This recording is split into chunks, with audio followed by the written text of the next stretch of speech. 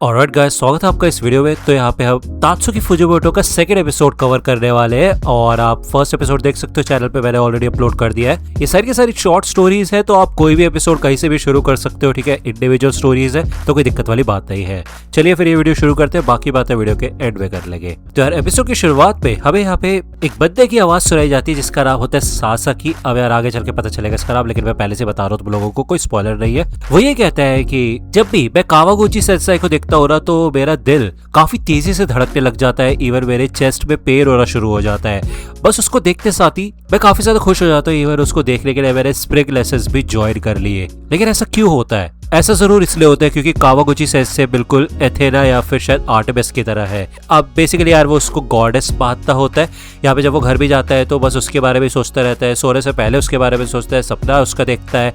और ऐसा इसलिए हो सकता है क्योंकि शायद वो एक गॉडेस है, क्योंकि ऐसी एबिलिटीज किसी इंसान के अंदर तो हो नहीं सकती है ना। तब यह भी दिखाया जाता है इस क्लासरूम के अंदर एक बंदा घुस के आ जाता है जिसके हाथ में एक गन होती है और भाई ये सरखीसा लग रहा होता है लिटरली। ये यहाँ पे अपना हाथ ऊपर उठाता है और गोली चला देता है। ऊपर से भाई टाइल्स भी नीचे टूट के गिर जाती है। अब यार ये बच्चे तो डर जाते हैं, ये कहते हैं टेररिस्ट आ गए भागो।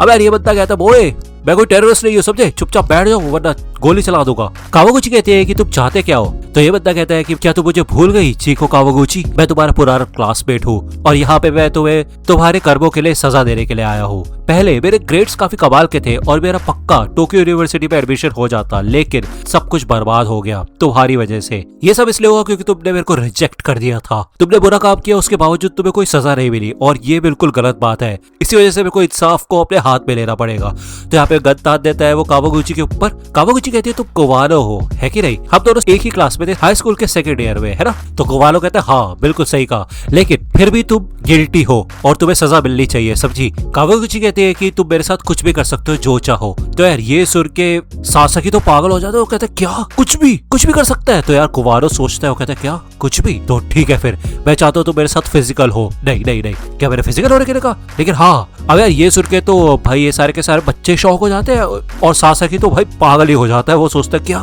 फिजिकल, वो भी कावागुची से। तो कावागुची यहाँ पे इस चीज के लिए हाँ कर देती है, भले ही वो रोने लग जाती है और वो ये कहते हैं कि प्लीज मेरे स्टूडेंट्स को यहाँ से जाने दो। अब यार सासाकी तो ये सोच के पागल हो गया होता है। वो यही सोचते हैं कि कावागुची जैसी गॉडेस एक ऐसे घटिया इंसान के साथ फिजिकल होगी, ऐसा कैसे हो सकता है?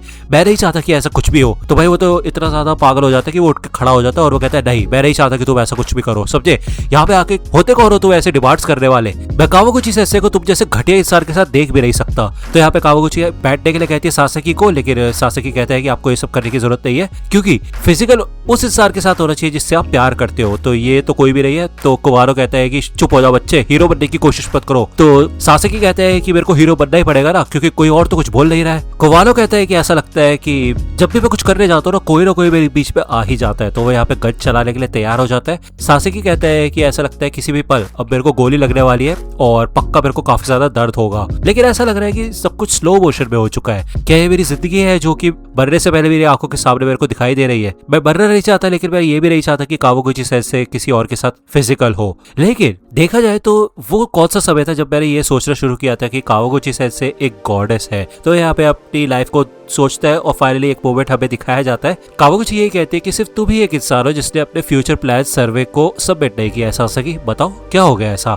तो सासाकी यही कहता है कि मैं अपने फ्यूचर के बारे में डिस्कस नहीं करना चाहता क्योंकि मैं जब भी किसी को अपना ड्रीम बताता हूँ तो लोग मेरे ऊपर हंसते हैं। तो कावागुची कहती है अच्छा ठीक है ट्राई करो, मुझे बताओ, मैं किसी को नहीं बताऊंगी, ठीक है? तो सासाकी बताता है कि मैं एक एस्ट्रोनॉट बनना चाहता हूँ और मून पे जाना चाहता हूँ। तो वो बताता है कि यार उसके डैड एक एस्ट्रोनॉट हुआ करते थे और उनका मेन एम यही था कि वो मून पे जाना चाहते हैं, जापान के पहले इंसान बनना चाहते हैं जो मून पे लैंड करेगा, लेकिन वो जा नहीं पाए। वो बस कहते रहते थे और तभी उनकी डेथ हो गई। इसी वजह से उन्हें मरने से भी डर नहीं लगता था। तो मुझे ऐसा लगता है कि अगर मैं मून पे जाऊंगा तो शायद मैं उससे वहां पे जाके मिल सकता हूँ, क्योंकि मेरे डैड कभी भी झूठ नहीं कहा करते थे। लेकिन जब भी मैं इस बारे में बात करता हूँ तो सबके सब लोग मेरे ऊपर हंसते हैं, यही कहते हैं कि मैं बचकानी हरकतें कर रहा हूँ और मेरे डैड मून पे नहीं हो सकते।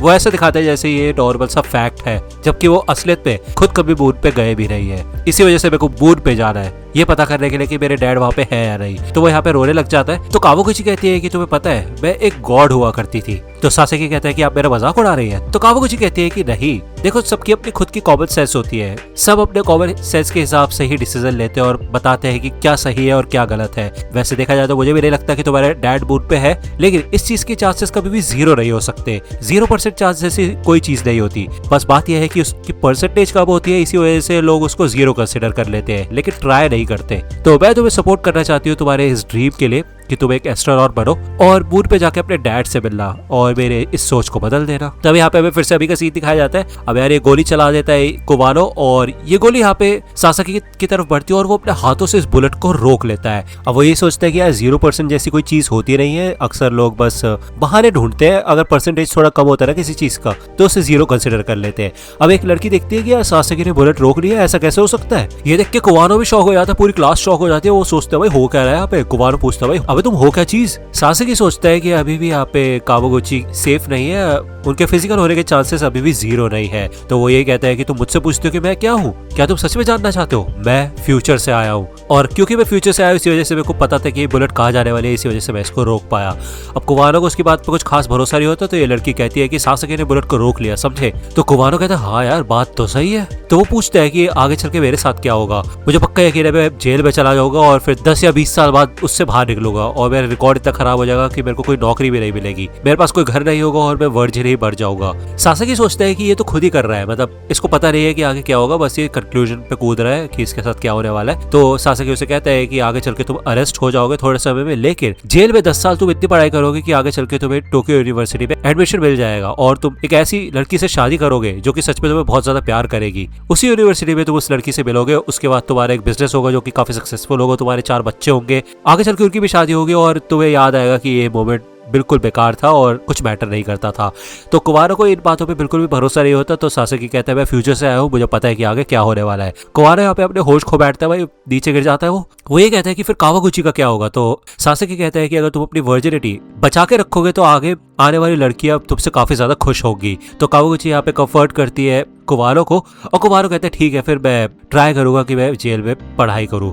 20 साल बाद का सीन यहाँ पे हमें दिखाया जाता है। फाइनली इधर सासेकी मूड पे आ जाता है। यहाँ पे वो लाइव बातें कर रहा होता है कावागुची से। अब उसकी टीचर उससे पूछती है कि क्या तुम्हारे डैड तुम्हें मिले। तो सासेकी कहते हैं नहीं मिले, लेकिन उससे कोई फर्क नहीं पड़ता क्योंकि अब मैं पहला ऐसा जापानीज इंसान हूँ जो कि मूड पे कदम रख चुका है। वो कहते हैं कि कावागुची से क्या आपको पता है उस दिन स्कूल में मैं बुलेट को कैसे रोक पाया। एक चमत्कार हुआ और मैंने बुलेट को रोक दिया। भले लॉज ऑफ फिजिक्स के हिसाब से मुझे काफी तगड़ी चोट लगनी चाहिए थी, तो मुझे ऐसा लगता है कि उस बुलेट को रोकने के पीछे आपकी ताकत का हाथ था, आप एक गॉड हो, है कि नहीं। तो कावागुची कहती है कि हाँ ये बात मैंने तुम्हें पहले बताई थी, है ना, इसका तो ये है कि मैंने बुलेट को रोका। तो सासेकी कहते हैं कि आप मेरा मजाक उड़ा रही है क्या, लेकिन जो भी है मैं बुलेट को रोक सकता हूँ। इस पूरी स्टोरी के पीछे कोई हिडन मीनिंग है तो भाई वो यही है कि अगर तुम कुछ सोचते हो तो वो कर सकते हो, फिर चाहे सामने वाले को वो चीज इम्पॉसिबल भी लग रही हो, ठीक है। तो यार वही सीन है। एनीवे आप मेरे को बता रहे हैं एपिसोड आपको कैसा लगा। अब आगे के एपिसोड में तभी लेके आऊंगा जब इन 2 वीडियोस के ऊपर कुछ अच्छा रिस्पॉन्स मेरे को देखने को मिलेगा, ठीक है। तो लाइक करो, सब्सक्राइब कर लो और कमेंट्स भर दो